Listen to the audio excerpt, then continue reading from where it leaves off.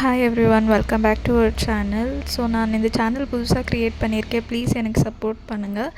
So இப்போ பார்த்தீங்கன்னா நம்ம லாஸ்ட் பார்ட்டோட கண்டினியூட்டியை தான் பார்க்க போகிறோம். இப்போ பார்த்தீங்கன்னா ஹஸ்பண்டு, ஒய்ஃபு, அப்புறமா அவங்க மச்சினிச்சி 3 பேருமே நைட் உட்காந்து பேசிகிட்ருப்பாங்க. அப்போ வந்து விராஜ் என்ன சொல்லுவாங்கன்னா, இங்கே பாருங்கள், நான் ஆக்சுவலி எம்எல்ஏ வீட்டில் வந்து ஒரு பார்ட்டி இருக்குது, உனக்கு உடம்பு சரியில்லைன்னு சொல்லிவிட்டு ஆல்ரெடி அவங்க வந்து அந்த பார்ட்டியை நாளைக்கு போஸ்ட்போன் பண்ணியிருக்காங்க.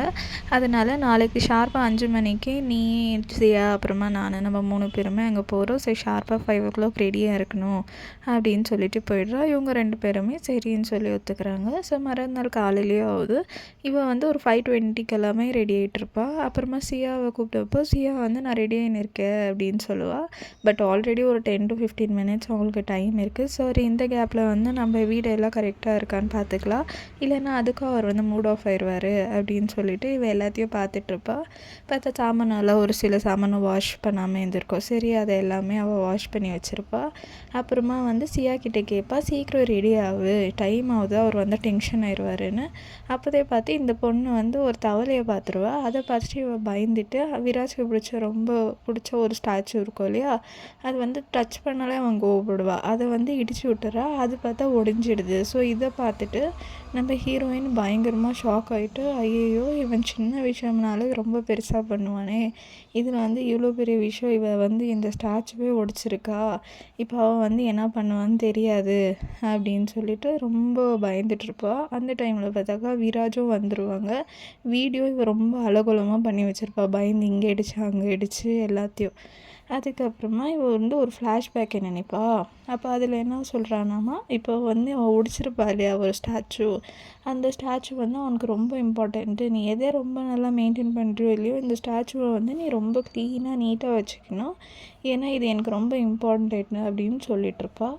ஜான்வி வந்து ரொம்ப பேனிக் ஆகிட்டு அவசரமாக எல்லா பொருளையும் எடுத்து அரேஞ்ச் பண்ணின்னு இருக்கிறத வந்து தங்கச்சிக்காரி பார்த்துட்டு, ஏன் அக்கா இவ்வளோ பண்ணுறா, ஒரு ஆஃப்டர் ஆல் இந்த ஒரு ப்ராடக்ட் கொஞ்சம் இதுக்கு போய் இவ்வளோ டென்ஷன் ஆகிறா, வீடு கழிச்சிருந்துக்கு இப்படி ஆகிறா, அதுக்கு வந்து விடுக்கா, நான் வந்து மாமாக்கிட்ட சொல்லிக்கிறேன், நீ இவ்வளோலாம் டென்ஷன் ஆகாத, நான் தான் பண்ணேன்னு சொல்கிறேன்னு சொன்னான். அதுக்கு ஜான்வி வந்து, நீ தேவையில்லாமல் பேசுகிறத விட்டுட்டு ஒழுங்காக சீக்கிரமாக எல்லாத்தையும் அரேஞ்ச் பண்ணு, வேலை பண்ணு அப்படின்வா. இந்த சைடில் பார்த்தா இவனும் வந்து டிரைவரை திட்டின்னு இருப்பா, ஷார்ப்பாக 5 o'clock நம்ம அங்கே வீட்டுக்குள்ளே இருக்கணும், ஸ்பீடாக போகணுன்னு சொல்லிட்டு. ஸோ வந்து இவ வந்து ஆல்மோஸ்ட் 5:30 ஆயிடுச்சு. இவங்களுக்கு ரொம்ப பயம் ஸ்டார்ட் ஆயிடுச்சு. இப்போ வந்து ஜான்விக்கு வந்து அவன் வர சவுண்டும் கேட்குற மாதிரி இருக்குது.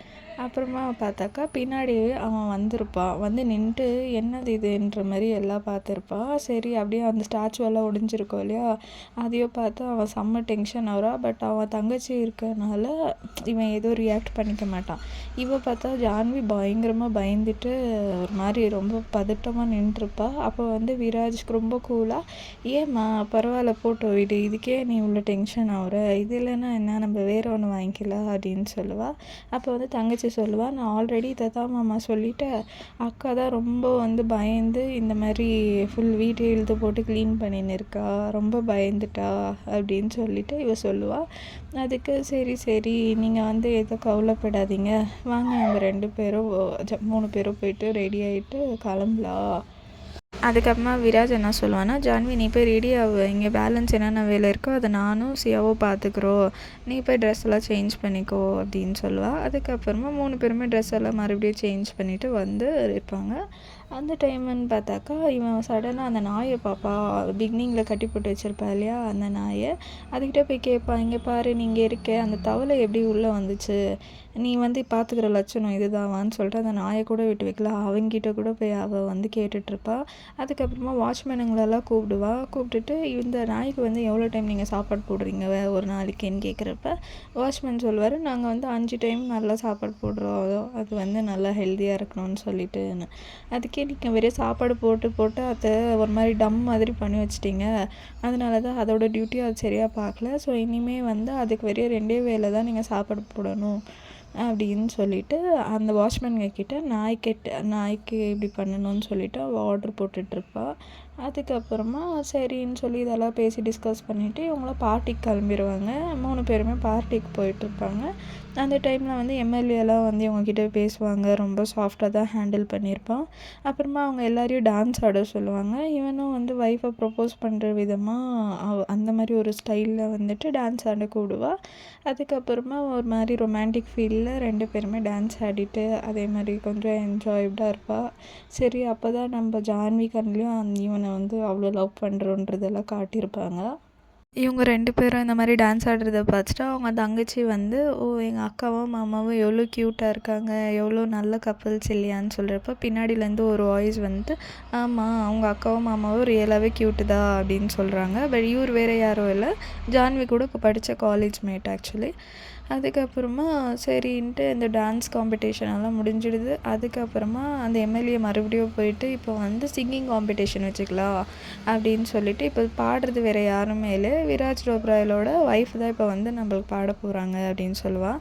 அதுக்கப்புறமா விராஜ் சொல்வான் என் ஒய்ஃப்க்கு பாடலாம் தெரியாதுன்னு சொல்கிறப்ப அந்த ஃப்ரெண்டு வந்தாங்க இல்லையா, அவர் வந்து இல்லையே உங்கள் ஒய்ஃப் ரொம்ப நல்லாவே பாடுவாங்கன்னு. அதுக்கு விராஜ் வந்து நீங்கள் யார் அப்படின்னு கேட்குறப்ப நான் வந்து ஜான்வி கூட காலேஜ் மேட்டு, நானும் அவங்களும் நல்ல டூயட் சாங்கெல்லாம் நாங்கள் காலேஜ் படிக்கிற டைமில் பாடுவோம், ஸோ அவங்க ரொம்ப நல்லா பாடுவாங்கன்னு சொல்லிவிடுவோம். இவன் நல்லா அவாய்ட் பண்ண முடியாது. சரி ஓகே ஃபைனுன்னு சொல்லிவிட்டு இவனும் சும்மா ஆயிடுவான்.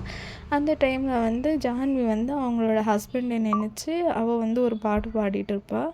அது வந்து ஒரு மாதிரி ரொமான்டிக் சாங்காக தான் இருக்கும். என்ன தான் ஹஸ்பண்ட் வந்து அவளை டார்ச்சர் பண்ணாலும் ஒரு சில நேரத்தில் அவள் வந்து ரொம்ப அன்பாக இருப்பாள்.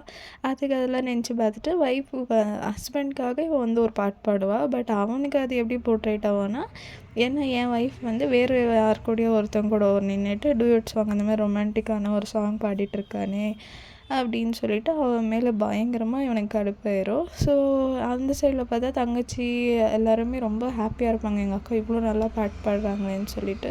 பட் இவனுக்கு வந்து அது பொறுக்க முடியலை, வேறு ஒருத்தவங்க கூட என் பொண்டாட்டி எப்படி நின்று பாட்டு பாடலாம் அப்படின்னு சொல்லிட்டு கையில் இருக்க கிளாஸையே அவன் ஒரு மாதிரி க்ரஷ் பண்ணிடுவான். ஸோ நெக்ஸ்ட்டு என்ன ஆச்சுன்னு சொல்லிட்டு நம்ம நாளைக்கு வேறு வீடியோவில் பார்க்கலாம். தேங்க்யூ, எல்லோரும் எனக்கு சப்போர்ட் பண்ணுங்கள். தேங்க்யூ.